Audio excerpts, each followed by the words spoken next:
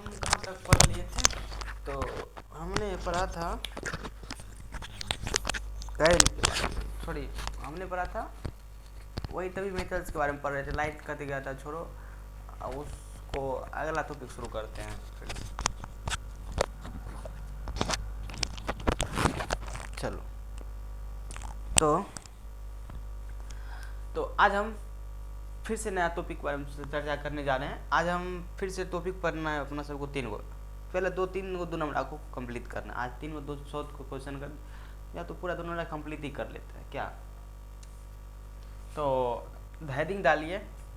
देखिए हेडिंग डालने से पहले समझिए कि कंडक्टर बॉडी क्या होता है। कंडक्टर बॉडी के बारे में आपको हमने बताया था कि ऐसा बॉडी जो जिसके अंदर इलेक्ट्रॉन फ्री होते हैं, स्वतंत्र होते हैं घूमने के लिए। ये बात आपको हमने बताए थे, समझ गए। लेकिन हम कंडक्टर बॉडी के शेप के आधार पर, आकार के आधार पर जो वस्तु होते हैं उनके बारे में अध्ययन करेंगे, समझिए। तो चलते शुरू करते हैं। देखिए जो भी वस्तु होते हैं ना, उसको कंडक्टर बॉडी का आधार शेप के आकार, कंडक्टर के साइज के आकार पर, शेप के आकार पर 3 भागों में बांटा गया। एक रेखिक, दूसरा रेखिक होता है, एगो पृष्ठ एरिया, एगो सरफेस एरिया होता है, एगो वॉल्यूम होता है। वॉल्यूम, एरिया, लीनियर रेखिक मतलब लंबाई, क्षेत्रफल, आयतन, इन तीनों से मिलकर जो कंडक्टर बॉडी होते हैं उनको परिभाषित करेंगे। 1D motion, 2D motion, 3D motion, ये बात समझिए। तो शुरू करते हैं। पहला तो क्वेश्चन पहला है आवेश का रेखिक घनत्व। आवेश का रेखिक घनत्व। तो बात करें मेरे भाई, अगर आवेश के हम रेखिक घनत्व की बात करें तो ये आवेश का रेखिक घनत्व क्या होता है समझो। जैसे कोई कंडक्टर बॉडी लेना है, और कंडक्टर बॉडी कैसा लेना है, क्योंकि हम रेखिक आवेश का रेखिक घनत्व पढ़ रहे हैं, तो कंडक्टर बॉडी रेखिक होना चाहिए, एक सीधी लाइन होना चाहिए, 1D मोशन में एक विमीयम होना चाहिए। जैसे कि ए से लेकर बी तक की लंबाई L है, ए से लेकर बी तक की लंबाई मान लेते हैं मेरे भाई L है। L इस पर एक हमने प्लस क्यू आवेश रखा, तो ये प्लस क्यू आवेश पूरा फैल गया इस पर। ये जो कंडक्टर बॉडी है, जो सीधी 1D मोशन वाले रेखिक लंबाई है किसी कंडक्टर बॉडी, किस पर जब इस पर हमने जब आवेश को रखा, तो इस कंडक्टर बॉडी, रेखिक कंडक्टर बॉडी की लंबाई पर पूरा आवेश संपूर्ण रूप से फैल गया। तो अगर हम बात करें कि इस मान लेते इस L लंबाई पर प्लस क्यू आवेश फैला, या क्यू आवेश फैला, या क्यू आवेश या प्लस क्यू जोड़ो रखो, तो मान लेते L लंबाई पर क्यू आवेश फैला, तो यूनिट लंबाई पर कितना फैलेगा, Q/L। इसी का नाम है आवेश का रेखिक घनत्व। और आवेश के रेखिक घनत्व को हम लैम्डा से सूचित करते हैं, समझिए। देखिए हुआ क्या कि हम किसी चालक वस्तु की रेखिक लंबाई पर उपस्थित कुल आवेश एवं उस वस्तु के, उस कंडक्टर वस्तु की या उस चालक वस्तु की कुल लंबाई का अनुपात को हमने कहा आवेश का रेखिक घनत्व। समझिए कि किसी चालक वस्तु ए भी मान लेते हैं, कोई एक चालक वस्तु है जो एक रेखिक है, तो किसी चालक वस्तु पर की कुल आवेश, ये भी एक चालक वस्तु है, इस पर कुल आवेश कितना है, प्लस क्यू है। इसका मतलब कि किसी चालक वस्तु पर कुल आवेश एवं वस्तु की लंबाई के अनुपात को, वस्तु की कुल लंबाई ए से लेकर बी तक क्या माने, L माने, तो कुल लंबाई का अनुपात को हम बोलते हैं कौन चीज, आवेश का रेखिक घनत्व। तो पूरा आवेश कितना हुआ Q, और पूरा लंबाई कितना हुआ L, तो इसी का जो अनुपात है वही कहलाता है आवेश का रेखिक घनत्व। और आवेश के रेखिक घनत्व को हम लैम्डा से सूचित करते हैं। क्योंकि L लंबाई पर Q आवेश था, तो यूनिट लंबाई पर Q बता L है, मतलब पूरा लंबाई पर जो आवेश है उनका अनुपात क्या कहलाया, आवेश का रेखिक घनत्व, जिसको आप लैम्डा से सूचित किए। ये क्वेश्चन आप समझ गए। अब चलिए दूसरा क्वेश्चन है अपना सबका आवेश का पृष्ठ क्षेत्रफल। तो आवेश के पृष्ठ क्षेत्रफल के, आवेश के पृष्ठ घनत्व के बारे में चर्चा करें तो ये क्या होता है। देखो सेम क्वेश्चन है, सेम बात है। देखिए इस पर एक रेखिक लाइन पर फैला था, एक लीनियर पर फैला था आवेश चार्ज, लेकिन उस पर क्या फैलेगा, एक कोई एरिया होगा, कोई क्षेत्रफल होगा, वो लंबाई चौड़ी, उस पर लंबाई पर भी फैलेगा और चौड़ाई पर भी फैलेगा, दोनों पर फैलेगा। देखो ये था आवेश का रेखिक घनत्व। और हम बात करते हैं आवेश के पृष्ठ क्षेत्रफल के बारे में। तो तो आवेश का पृष्ठ घनत्व की बात करते हैं पहले। आवेश का पृष्ठ घनत्व मेरे भाई बढ़िया से सुनो, जितना अच्छा से सुनोगे, अगर तुम मेरे बात को अच्छा से सुनोगे तो तुमको वह जो मेरे मुँह गुहा से जो वर्ड निकल रहा है, जो मेरे शब्द निकल रहा है मेरे मुँह गुहा से, वो तुम्हारे कानों तक होते हुए तंत्रिका कोशिका के माध्यम से तुम्हारे मस्तिष्क तक फैलेगा। और तुम अगर अच्छे से सुनोगे तुम्हारा मस्तिष्क उसको मतलब कि स्टोर करेगा, उसको रखेगा। अगर अच्छा से नहीं सुनोगे तो इस कान से हो जाएगा, उस कान से बाहर निकल जाएगा। तो सुनो आवेश का पृष्ठ घनत्व के बारे में। तो अगर हम आवेश की पृष्ठ घनत्व की चर्चा करें तो इसमें दो मेन बात होता है। जैसे कि हमने बात किया आवेश के रैखिक घनत्व के बारे में, तो वो एक सीधी लंबाई पर फैला था।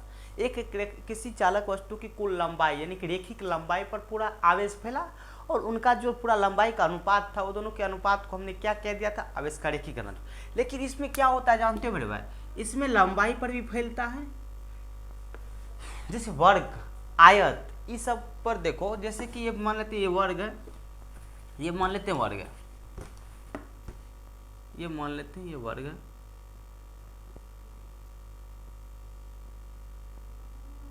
ये क्या है, ये वर्ग है। देखो तो मान लेते हैं इस वर्ग पर हमने प्लस क्यू आवेश दिया, ये प्लस क्यू आवेश ऐसे भी फैल गया, पूरा फैल गया इस पर, तो पूरा फैल गया इस पर, पूरा फैल गया इस पर। अब इस वस्तु पर से हम अगर हम आवेश का पृष्ठ घनत्व की चर्चा करें तो ये पूरा मतलब इसका एरिया मान लेते हैं क्या, एम है, ये स्क्वायर है, वर्ग का क्षेत्रफल क्या होता है, भुजा स्क्वायर। तो मान लेते हैं इसका एरिया क्या है, ए है। तो ए एरिया पर मान लेते हैं प्लस क्यू आवेश फैला है, तो यूनिट एरिया पर कितना फैलेगा, यूनिट एरिया पर निकालने से पहले निकालेंगे तो हम जो पूरा आवेश फैला है कितना पर फैला है, पूरा भाग पर ना मेरे भाई। जैसे कि देखो कि ये क्या एक मतलब वर्ग है, और वर्ग पर पूरा आवेश फैला है, पूरा फैला है, क्या पूरा आवेश फैला हुआ है।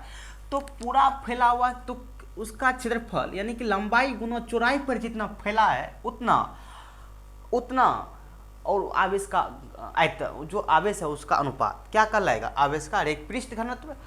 अब पृष्ठ घनत्व, या अगर पूरा पर मान लेते हैं क्यों फैला, ए एरिया पर पूरा आवेश क्यों फैला है, तो यूनिट एरिया पर कितना फैलेगा, क्यों बता ए। जैसे देखो 10 कलम का दाम 50 रुपया है, तो एक कलम का दाम कितना होगा, 50/10 यानी कि 5।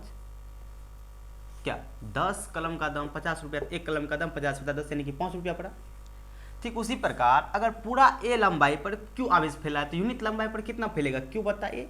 तो इसी का तो नाम है आवेश का पृष्ठ घनत्व, इसी का तो नाम आवेश का पृष्ठ घनत्व, समझे। तो अगर कोई पूछे, अगर क्वेश्चन आ जाए कि बताओ आवेश के पृष्ठ घनत्व से आप क्या समझते हो, तो क्या कहना कि किसी चालक वस्तु पर उपस्थित कुल आवेश। ये बात आपको तीनों में कहना है। आप आवेश की रैखिक घनत्व की बात कर रहे हो तब भी कहना है आपको आवेश, अगर आप आवेश का पृष्ठ घनत्व की बात करो तभी आपको कहना पड़ेगा, आवेश का आयतन घनत्व की बात कर रहे हो तभी आपको यही बात कहना है शुरू में। तो क्या कहना है कि किसी चालक वस्तु पर उपस्थित कुल आवेश, क्या कहना है, किसी चालक वस्तु पर उपस्थित कुल आवेश एवं। अब देखो मेरे भाई, तुम ही देखो ना, ये जो लंबाई और चौड़ाई है वर्ग का, ये जो लंबाई चौड़ाई है, इस पर जब हमने आवेश को रखा, क्या किया, आवेश को रखा, तो ये समान रूप से फैल गया ना मेरे भाई, समान रूप से फैल गया। तो जो समान रूप से फैला, तो उस पूरा आवेश में हम पूरा एरिया से भाग दे दिए, तो यूनिट एरिया का भाग निकल जाएगा वहां से। तो वो जो पूरा एरिया, पूरा चार्ज, पूरा आवेश पर हमने यूनिट पूरा एरिया से भाग दे दिया, तो यूनिट एरिया का हमको निकल जाएगा कौन चीज, एरिया का हमको निकल जाएगा आवेश का पृष्ठ घनत्व। तो आवेश का पृष्ठ घनत्व निकल जाएगा यूनिट एरिया पर कितना, क्यू बता ए। अब क्यू बता ए को हम क्या बोलते हैं, आवेश का पृष्ठ घनत्व, और इसको हम सूचित करते हैं सिग्मा से। इस सिंबल को पढ़ते हैं सिग्मा, क्या पढ़ते हैं, सिग्मा। तो अगर आपसे पूछे कि आवेश का पृष्ठ घनत्व क्या होता है, तो क्या कहना कि किसी चालक वस्तु पर उपस्थित कुल आवेश एवं उस वस्तु के पृष्ठ घनत्व या कहना कि उस वस्तु के पृष्ठ क्षेत्रफल के अनुपात को, या उस वस्तु के क्षेत्रफल के अनुपात को, कुल क्षेत्रफल या पृष्ठ क्षेत्रफल के अनुपात को हम बोलते हैं आवेश का पृष्ठ घनत्व। इतना बात हुआ। तीसरा क्वेश्चन है कि आवेश का आयतन घनत्व। देखो तो आयतन घनत्व का मतलब क्या होता है, देखो जैसे कि हमने क्यूब ए लिया, ये क्यूब मान लेते हैं घन, ये घन है, ये मेरे भाई घन है, मान लेते हैं घन का आयतन क्या होता है, भुजा क्यों, क्या होता है, भुजा क्यों होता है भुजा, क्योंकि इसका लंबाई चौड़ाई ऊंचाई तीनों बराबर होता है घन का, तो इसलिए उसका आयतन क्या होगा, भुजा क्यों, क्योंकि आयतन बराबर, आयतन का मतलब होता है लंबाई गुना चौड़ाई गुना ऊंचाई, और लंबाई भी बराबर है, चौड़ाई भी बराबर है, ऊंचाई बराबर, इसलिए मान लेते लंबाई को ए मान लेते हैं, चौड़ाई को ए मान लेते हैं, ऊंचाई को भी ए मान लेते हैं, तीनों का गुना करेंगे तो क्या होगा, ए क्यू हो जाएगा, इसका मतलब कि घन का आयतन क्या होगा, भुजा क्यों। अब इतना बात समझ गए।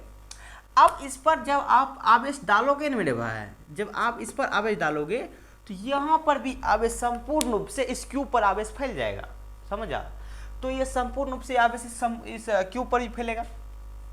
तो इसका परिभाषा आप तुम कैसे सोचोगे कि क्योंकि ये ए एरिया पर, चूंकि भी यहाँ पे हम आयतन की बात हो रहा है, न कि यहाँ पर तुमको चर्चा हो रहा है एरिया का, यहाँ पे चर्चा किसका हो रहा है, आयतन का, तो आयतन का हो रहा है, तो मान लेते कि इस भी पर, इस वॉल्यूम पर क्यू आवेश फैला है, तो यूनिट वॉल्यूम पर कितना फैलेगा, क्यू अपॉन भी, इसी का तो नाम है मेरे भाई आवेश का आयतन, आवेश का आयतन घनत्व, इसी का नाम क्या है, आवेश का आयतन घनत्व, समझे, इसी का नाम है मेरे भाई आवेश का आयतन घनत्व। मतलब कि किसी चालक वस्तु पर कुल आवेश एवं उस वस्तु के आयतन के अनुपात को, किसी चालक वस्तु पर कुल आवेश एवं उस वस्तु के आयतन के अनुपात को हम बोलते हैं आवेश का आयतन घनत्व।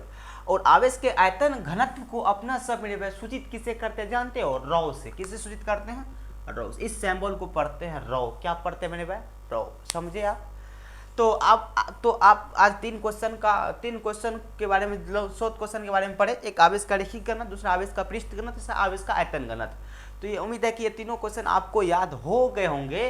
लेकिन अब आप यहाँ से डायमेंशन फार्मूला आसानी से निकाल सकते हो, क्योंकि आपको पता है आवेश का डायमेंशन फार्मूला नहीं पता, एटी होता है, उसके बाद आयतन का एल क्यू होता है, इसलिए होता है क्योंकि लंबाई गुना चौड़ाई गुना ऊंचाई को हम एल मान लेते हैं, गुना एल क्यू हो जाएगा। इसका मतलब कि इसका डायमेंशन फार्मूला हो जाएगा, क्या हो जाएगा, एटी बता एल क्यू। अब यहां से तुम मात्रक वात्रक अपनों से निकाल सकते हो, समझे। चूंकि आवेश कैसा मात्रक होता है, मीटर, सॉरी कूलम, और लंबाई आयतन का क्या होगा, मीटर क्यू, कूलम मीटर क्यू हो जाएगा इसका। यहाँ से तुम अपने से बना सकते हो सभी, मतलब मात्रक अपनों से निकाल सकते हो। आप पहले तीन क्वेश्चन आप समझ गए होंगे, आवेश का रेखीय घनत्व, आवेश का पृष्ठ घनत्व, आवेश का आयतन घनत्व। ये तीनों क्वेश्चन आप उम्मीद है कि आप सभी समझ गए होंगे। तो आप अगला क्वेश्चन है कि कूलम का नियम। तो कूलम का नियम पढ़ने से पहले आप ये बात समझिए कि कूलम के नियम से पहले आप गुरुत्वाकर्षण बल के बारे में कुछ समझ लीजिए। जैसे कि गुरुत्वाकर्षण बल आप क्लास 11th में पढ़े थे। गुरुत्वाकर्षण बल क्या था, किसी भी दो वस्तु के बीच, किसी भी दो बोधि के बीच लगने वाला आकर्षण बल दोनों बोधि के मास के गुणनफल के समानुपाती होता था तथा उसके बीच की दूरी का वर्ग का व्युत्क्रमानुपाती होता था। मतलब ये कि जो मास जितना ज़्यादा नज़दीक में रहेगा उनको उतना जोर से, उसको उतना नज़दीक जोर से खींचेगा दो वस्तु। सर तब इसका मतलब कि हमको कुर्सी क्यों नहीं खींच रहा है, या तो हम कुर्सी को खींच लेते क्योंकि हम दोनों एक दूसरे काफ़ी नज़दीक है, इसलिए नहीं खींच रहे हो क्योंकि तुमको पृथ्वी पहले खींच के रखा है। पहले खींच के तुमको कौन रखा है, पकड़ के कौन रखा है, पृथ्वी को। पृथ्वी तुम्हें खुद पकड़ के रखा है, तुम कैसे कुर्सी को खींच सकते हो, समझे मेरे भाई। तो अब आप ये बात समझने का प्रयास करो कि गुरुत्वाकर्षण बल समझे क्या होता है।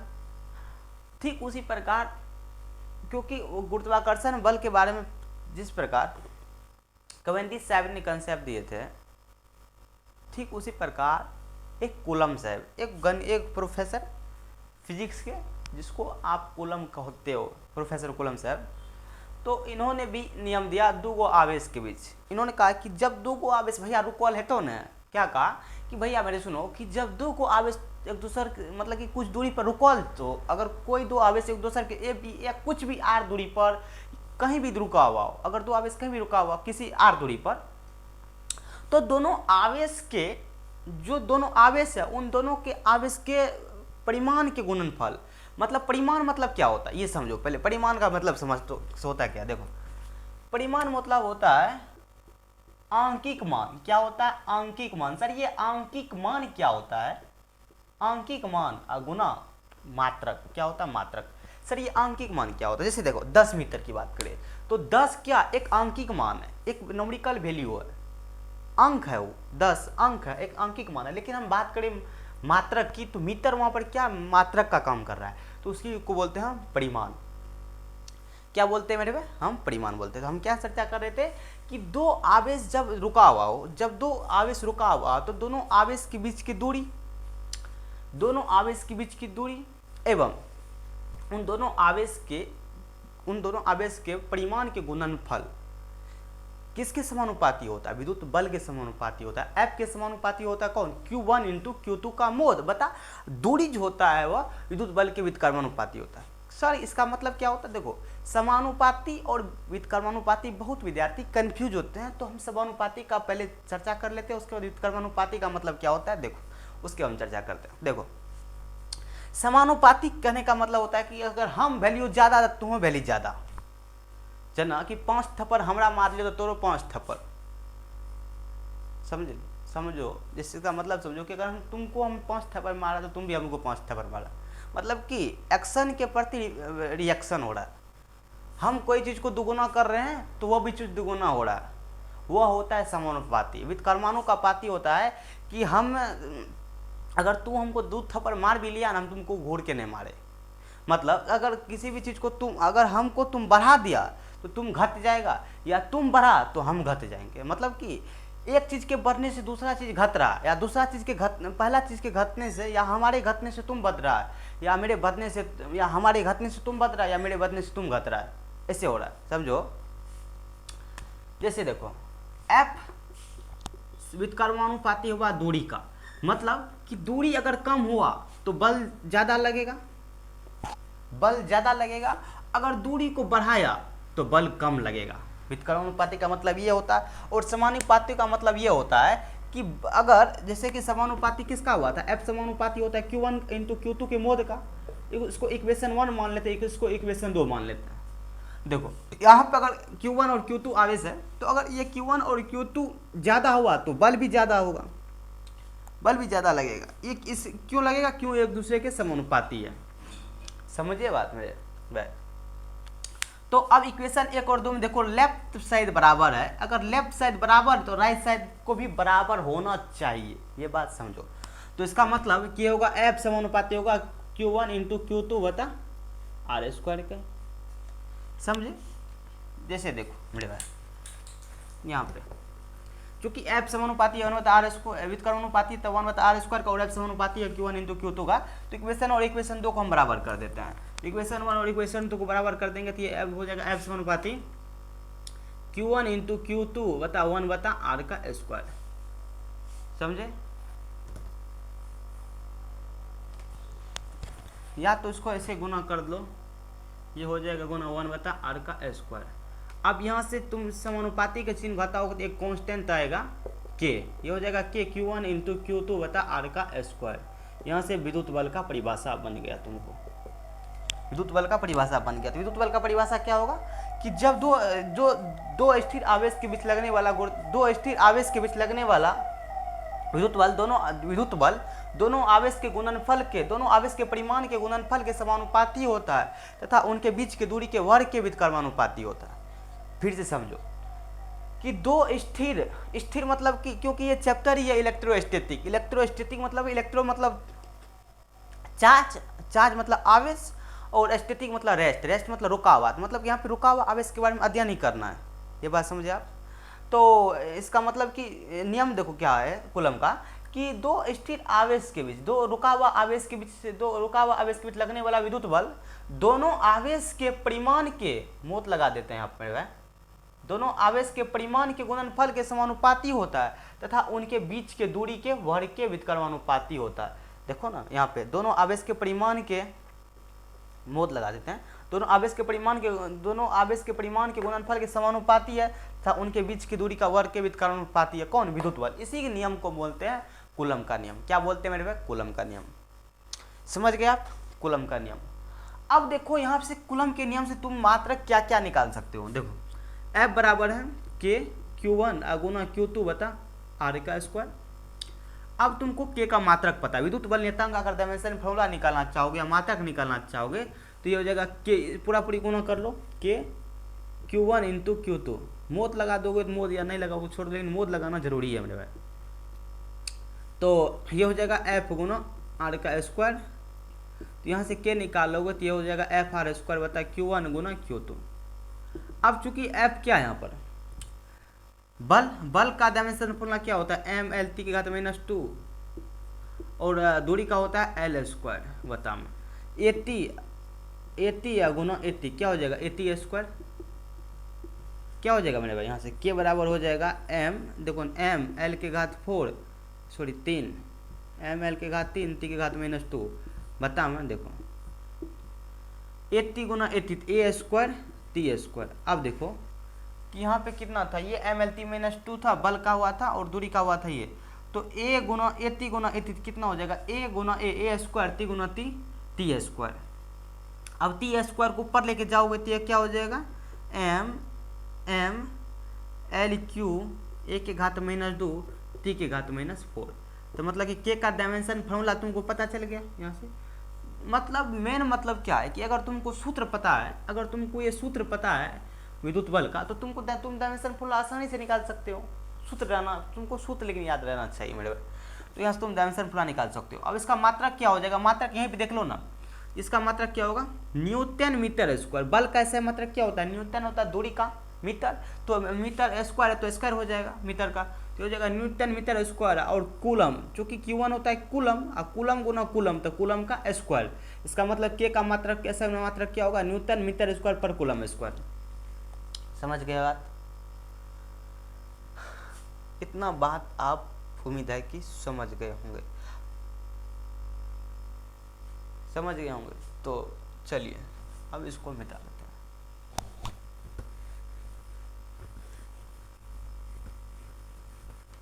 ये अभी 100 क्वेश्चन सिर्फ हम कर रहे हैं, अभी लॉन्ग नहीं, लॉन्ग कल करेंगे, सिर्फ हम 100 कर रहे हैं। कूलम के बारे में पता चल, नियम के बारे में पता चल गया।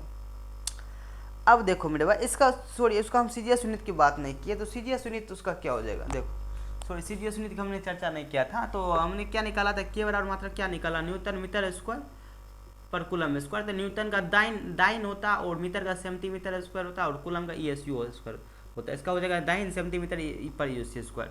और जो के का वैल्यू होता है वो ऐसा यूनिट में, ये भी याद कर लो, ये भी याद ही कर लो मेरे भाई 9 गुना 10 के घात 9 न्यूटन मीटर स्क्वायर पर कूलम स्क्वायर होता है, ये भी याद कर लो।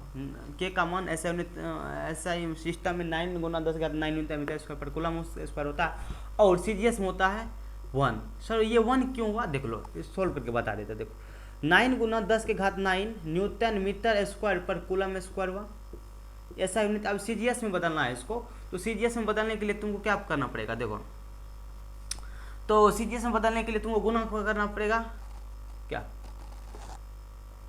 तो 1 न्यूटन बराबर कितना दाइन होता है 10 की घात 5, 10 की घात 5 गुना 1 मीटर स्क्वायर बराबर कितना होता है, तो चूंकि 1 मीटर बराबर 100 सेंटीमीटर, तो यहाँ पे हो जाएगा 10 की घात 4।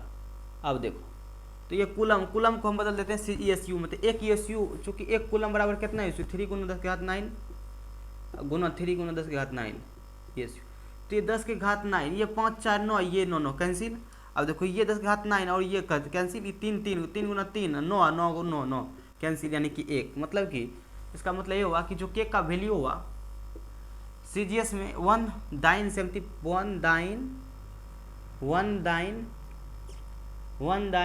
सेंटीमीटर स्क्वायर पर ESU स्क्वायर होता है, ये बात याद कर लो। 1 दाइन सेंटीमीटर स्क्वायर पर ESU स्क्वायर होता है। के का वैल्यू सीजीएस में 1 दाइन सेंटीमीटर स्क्वायर पर ESU स्क्वायर होता है, और ऐसा में 9 गुना 10 का 9 न्यूटन मीटर स्क्वायर पर कूलम स्क्वायर होता है।